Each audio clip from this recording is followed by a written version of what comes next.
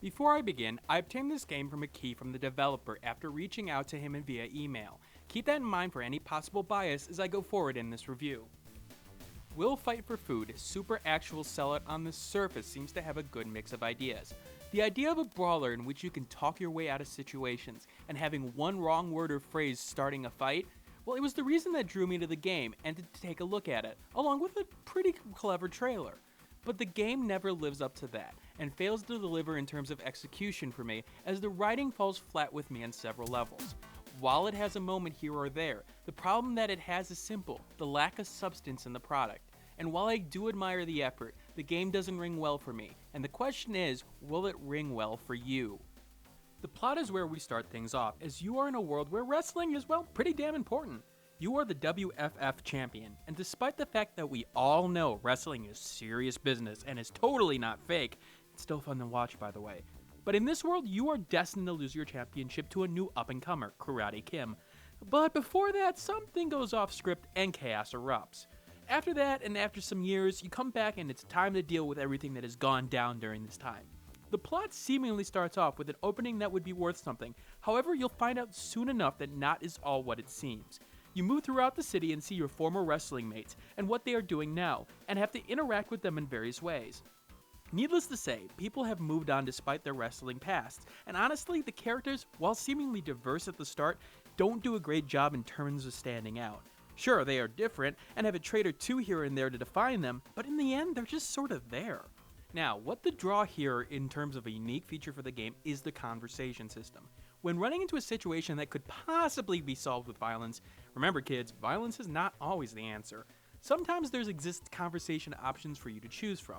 There's 3 types of options in each conversation choice: body language, opinion, and tone. Each have their own options. You have to use a combination of the information and the current conversation to try to figure out how to gain a favorable opinion with the person. For example, if the person was probably afraid of you, it's probably good to be aggressive with your opinion. Stuff like that.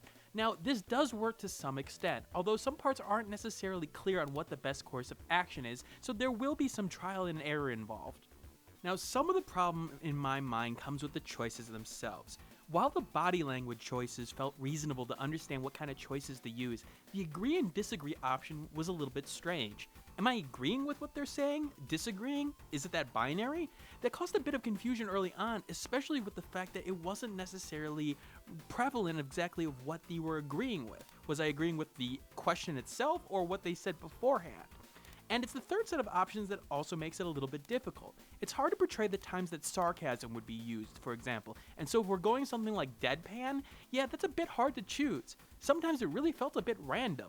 I felt like a better description or even conversation-specific choices would have worked better here, like what parts to focus on or bring attention to in the conversation. But beyond that, what is the biggest problem? The mechanic isn't used that much.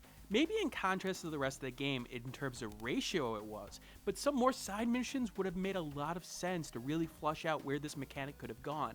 It's the game's standout feature, to be honest, and frankly, it may have been better if it was there by itself without the combat, which I will allude to later on. Now, the game also suffers in terms of an experience in part due to its writing. It may be what holds the game back in the bigger picture. Scenarios that are created aren't pushed to its wacky nature in a good way that I was hoping in terms of the writing, and that's where the game ultimately suffered. The humor at times felt too off-the-wall wacky for me, being incoherent at times and making no sense, or at times it just fell flat in terms of the punchline. Nothing stood out in terms of the writing, which is a major problem when the game obviously meant to focus on that. Honestly, the problem is I felt like the game's humor had an element of inside jokes that I didn't understand, unable to really get where it was going and why it was being said. It's here where in doing critical content that can be problematic for judging a game. You feel like you're missing something, and when attempting to be objective, you can't put yourself into another set of shoes. For me, it just missed. But those watching the video can maybe get a little bit of what humor is there you've seen so far in this video to understand what kind of humor it's going for. Combat is where the game falls completely and utterly flat. It's literally a button masher, with no real tactics or ideas behind it. Press Z to punch, X to kick, and C to do a shoulder push. And that's it. No blocking mechanics, no combos, nothing to really make it stand out in any way. Part of me wonders if this was done for the sake of the conversation points, to put more emphasis on trying to focus on that. but if it was a poor way of doing it, because you'll have fights you'll most likely have to fight regardless. I think the end boss? Let me put it this way. I honestly felt like it was a waste to put the mechanics in the game, and not just focus on the conversation system and a different punishment of sorts rather than combat. You have difficulty sections, and your health regenerates at different rates based on that, but honestly, I really never noticed it. You'll maybe have one fight that will really give you trouble if you side with a certain someone in that, but other than that, you'll be fine.